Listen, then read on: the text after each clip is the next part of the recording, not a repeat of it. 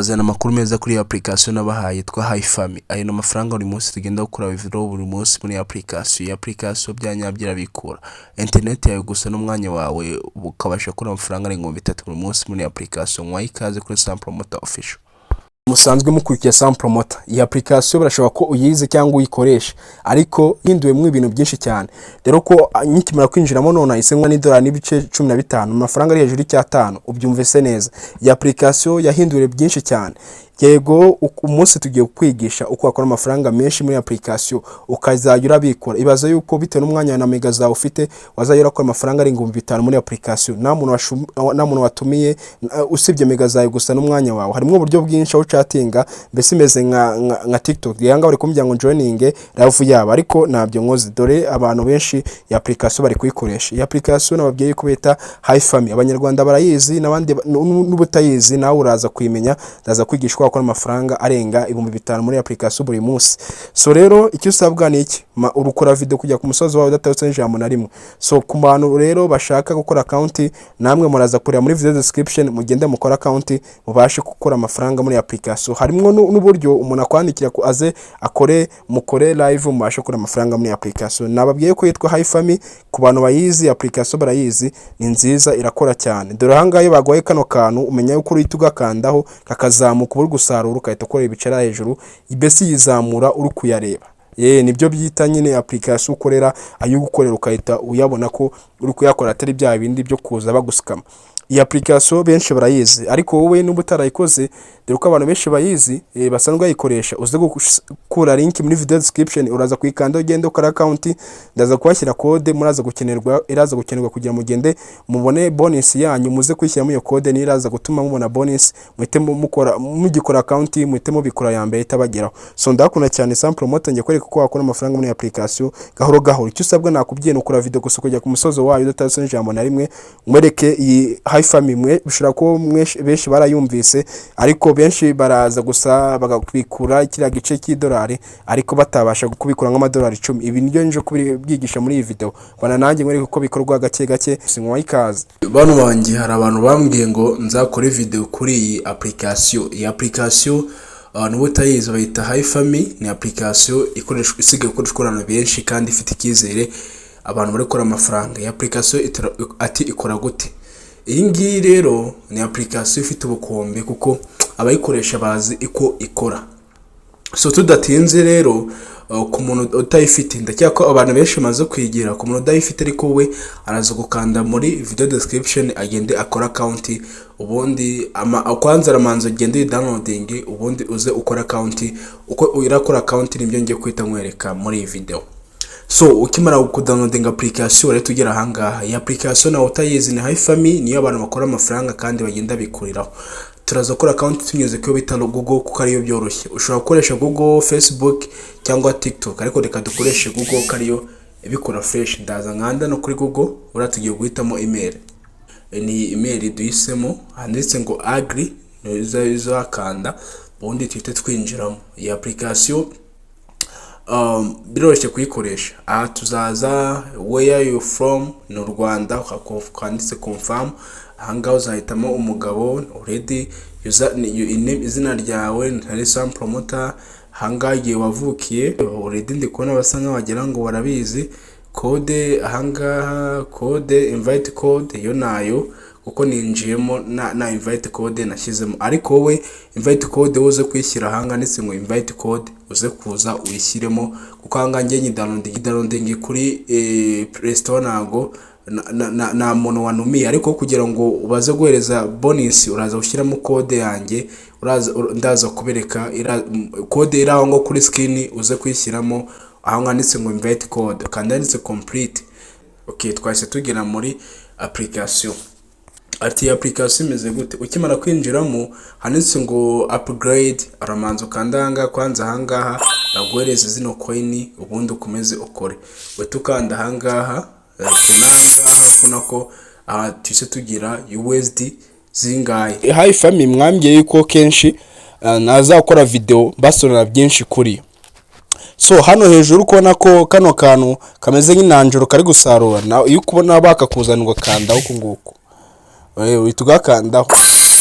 ugakandaho ubundi ibiceri bikagenda byiyongera. Ahangaha kuri level niyo baguhaye level ahangaha ukandaho ukabona ko ibintu biba bigenda byiyongera. Baguhereza ahangaha upgrade ugategereza ubundi ukaza kureba igihe barongera kukuzanira zino bora baguhaye ahangaha.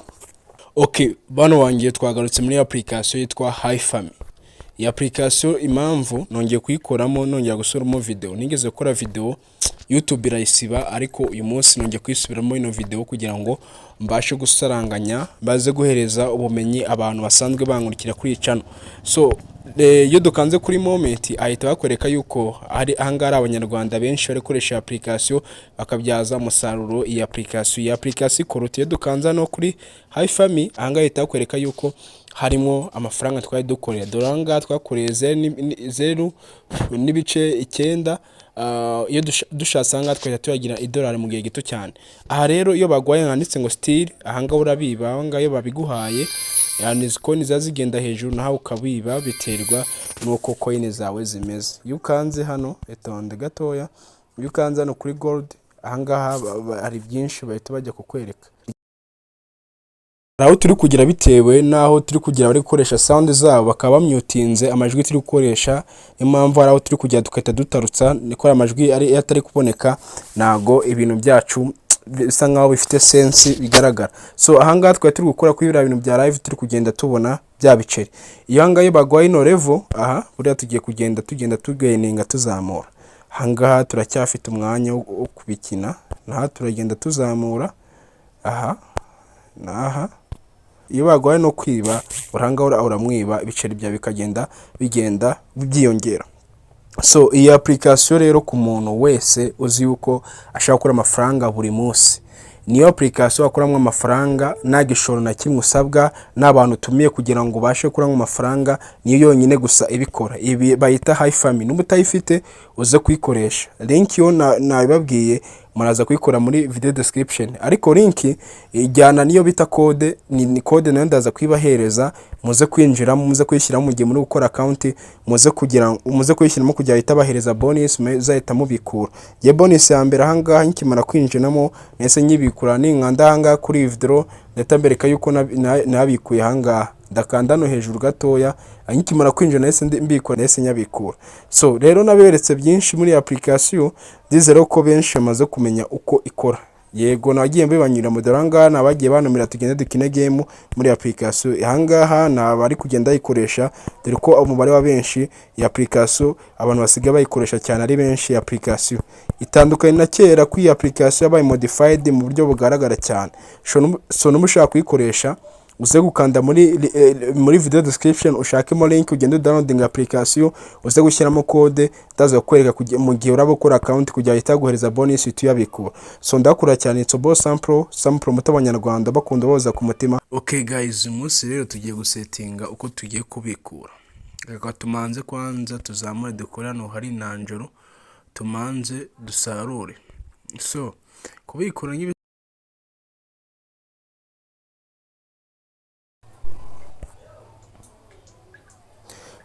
Okay guys, nababwiye yuko hano ngiye kwita nuzi dolari. Boom, hari urukona ko idolari hano ryuzuye rya kandi ejo mu kanya mu minota mikeya ryari 0.9, ariko ise ryuzuye idolari ahangaha amafaranga nari cyane tise dukorera mu minota itarenze 2. Aho bagwaye still uyu nabura kanda still ukamwiba, mugakanda still ukamwiba ibiceri iyo babiguhaye ahangaha. So rero iyi application bayita HiFami ni application nziza nakurarikira gukoresha n'ubutari wayikoresha. So ku bantu bafite time iyi mwayibyaza umusaruro ushaka uzanga ugakina. So you kanza aho ngaho hari umuntu uri kugutumira kugira ngo mukine game. Aho ngaho you kanza nise go uri gukina noneho mama gukina muri team nyine tu aho yaguhaye guclaiming urakanda wakomeza ugakina uko bagenda kwereka level kugenda ugeraho ukagenda ukina. Ariko baguhaye hari upgrade urakanda bakuzanira utungutu ukagenda ukanda mu hirya no hino tugenda twikaraga. Ahangaha naho iyo ubigenze neza ukarya tukanda yanditse upgrade igenda zamuka ahangaha ni game ugenda ukina nyine tu, ntabwo uri kwikina wenyine, hari n'abandi baba muri kugenda muyikinana. Hari aho twebwe iyo turi kurikodinga muri application hari aho tugera bakatumyitinga, ariko ntabwo byatuma tudakomeza gukora video. Aha iyo urangije kugira ngo flow uramuflowinga, ubundi ugakomeza ugakina game gake gake. Iyi application ni nziza ku muntu ufite time kuko yayibyaza umusaruro. Ni nziza cyane. Hariya rero gusohoka iyo baguye hari live nk'ibisanzwe ukandara hejuru ku butumwa handitse exist ugahita usubira inyuma. Nuko application imeze. Aha rero turacyakorera ibiceri muri ya application. Dukomeje gukora ibiceri muri application. Iyi application rero imeze gute? Twababwiye yuko harimo uburyo bwinshi wabasha gukuramo ibiceri. Yego uyu munsi no tugiye gushaka noneho twasetinga withdraw uko tuzabikura. Ubundi kubikura benshi bakunze gukoresha iyo bita C-Wallet n'iyindi, ariko uburyo nzanye noneho nubwo tugiye kubikura kuri Binance. Yego n'amafaranga yose benshi abantu bakora kuri C-Wallet bayatransfer kuri Binance, twebwe tugiye gukora direct kuyabikura kuri iyo bita Binance. So bana nanjye mwereka ukuntu bikora iyi application. Yego naberetse uko wakora task, naberetse buri kimwe cyose, harimo n'uburyo bwinshi ubasha kugeninga ibiceri. Yego nabwiye yuko ku muntu uri tayari ready yakora arenga 2K kuzamura, ntabwo ari ukubeshya, ni ukuri. Iyi application yonyine bikora. So uyu munsi tugiye gukora icyo bita exchange, iyo bita Diamond tufite tuyabikure mu ma coin USD. Ahangaha nibyo tugiye gukora. Ati rero bimeze gute? Just wait. Dukanze kuri withdraw proof cyangwa history, bisa twereka hariya uko history yacu kuri Diamond zagiye zigenda. Hariya kuri Diamond uyu munsi no tugiye gukora withdraw. Bwa mbere naberetse yuko gukora withdraw twakoze withdraw, ariko ntabwo ari yatugezeho. Tugiye guhera ahangaha no dukora withdraw. Hariya twemeye kuri withdraw. Icyambere rero ni dukandara kuri withdraw. Urukona ko iyo bita batuzaniye iyo bita C-Wallet, nako batuzaniye iyo bita USDC. Iyi niyo coin badusabye, niyo tugiye gushaka kugira ngo tuzane tuyishyiremo. Turaza gukenera iyo bita Binance cyangwa C-Wallet. Twebwe dukunze gukoresha iyo bita Binance. Buriya wallet yayo turaza kuri withdraw, turaza kwikura kuri C-Wallet cyangwa Binance, ariko ngiye kujya kuri Binance kuko ariyo nkunze gukoresha cyane kuruta ibindi byariyo byose. Iyi application ni nziza. Uyu munsi ndareka ukuntu akora withdraw. Nakoze withdraw yanangize kuri MTN Momo yanjye. Baguhaye ibihugu kanditse other country, nibyo bari byiza kugira ngo byorohe. Reka dutegereze gatoya turebe ibindi badusaba kugira ngo dukomeze dukoresha application. Buri kimwe cyose kimeze neza. Cyo gukenera bita Binance. Ndaza hano kuri Binance.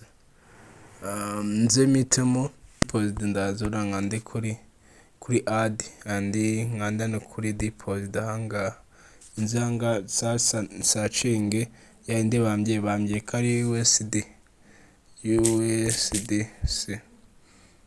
Nze nyikande ni ingi bambye mitemo network ya Ethereum RC. Ahangaha niyo ndaza kwita nkandamo nyikore copy nindangiza enze hano itengaruka muri. So address wallet yacu twayibonye muri Binance yacu no tuyikuye. So rero tugiye gushaka ukuntu tuza tuyishyire muri ya USDC ya wallet yacu dufite muri HiFami, aho turaza kubasha kubikurira bya biceri. Iyi application rero uraza ugasoma amategeko n'amabwiriza, ubundi wakanda ndetse confirm, ubundi ukaba washyizemo address wallet ugiye kubikura, ukaba washyizemo already ugakanda confirm ahangaha hejuru, ubundi ugategereza ukareba ibyo bagusaba. Application rero ntago igoranye kuyikoresha. Hariya buriya turi gukora withdraw kuri za Diamond nababwiye, ndi kugenda nkora withdraw. Umunsi ndawerekana proof yuko yangezeho. Igitangaje ukoze withdraw mu masegonda nkanga yakugezeho. Zo kuri Diamond proof zigaragaza ko withdraw kwa dufite twara ku stackinzeho, twakuntu ukora exchange kuri coin z'amapoint ugahita yahindura muri Diamond bitewe n'izo baguhaye. Ariko hano turi gukora withdraw yose aho tugenda kugira ngo dufite ni coin zingana na USD imwe turi kugenda dukora withdraw gake kandi iyi application ibyanyabyo irabikora. Ariko nyine ugomba kuba ufite iyo bita ADS wallet muri Binance yawe wazanye hanga kugira ngo bihuze no gukora withdraw ataza kuyoba kugira ngo akugereho yuzuye. Iyo bayita HiFami. So rero mutarayikoresha nagushije kurikoresha kuri application nziza wabasha gukura amafaranga yanyayo kandi itagibeshya. So ni iyo application nagushishikariza ku bantu bakunze kuyikoresha kuko ntabwo igoye, nta ikina PayPal, nta ikiniriki. Application nziza bakubwiye ko bakuzanira hariya gusarura urasarura, bakuzanira no kwereka ibindi bintu bigiye bitandukanye nka kariya kananjoro uhita usarura nyine babikweretse. Mu minota nk'ingahe hano uhita uba ukora imwe ibiceri byawe gake nta nda y'umujinya naki gake ukabasha kugenda wigeningira ibiceri gake muri application kandi zembereke proof za withdraw. Tugiye kureba ayo twakoze withdraw natugezeho, ariko ahangahe baguhaye kano kaboro ukanda hariya ku nanjoro ugasarura ugasarura mu buryo bukeya. Ubundi tugiye kuri hariya turebe iyo twakoze withdraw, ayo twakoze withdraw natugezeho. Tegereze gatoya turebe, tegereze gato mwihanganye turebe, reka dukande hano akuzane hari bitakanda. Tugiye gukanda no kuri diamond ko ariho twakoze withdraw, banza dukande kuri detail, tegereze gatoya.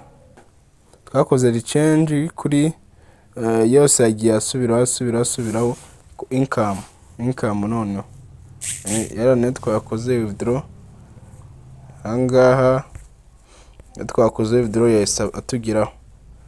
Okay, hano kuri email nitwakanda urahita ubona yuko withdraw yacu yahise atugeraho arindwi n'ibice. Ahangaha uko yandi twakoze withdraw yahise atugeraho mu buryo bworoshye cyane. Ubu nibwo buryo bushya wakora withdraw muri application. Nidukanda no hejuru tubona ko yahise atugeraho kuri Binance hano hejuru. Nidukanda reka dukore refresh ngahe hano yahise atugeraho.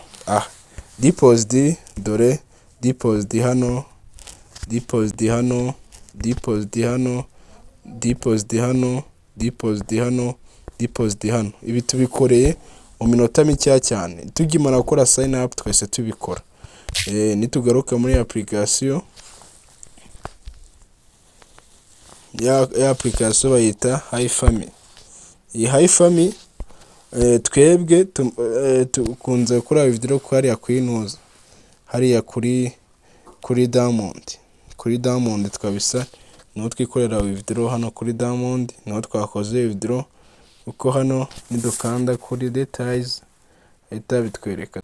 Dore ngungu bari kunsaba umunyarwanda iradukunda Yvonne yuko twakora chat, ariko reka tumukwami gato hayi umuntu hano uramuflowing. Aho rero iyo bakuzaniye iyo kumyutinze ko uri gukora live n'abantu benshi ntago amajwi yo bashaka ko ari ikindi kintu kikuri codinga cyangwa ikindi kintu. So rero aho ugiye live, aho live rero no wakuraho ibiceri cya dore n'ibice bitanu nguni yakore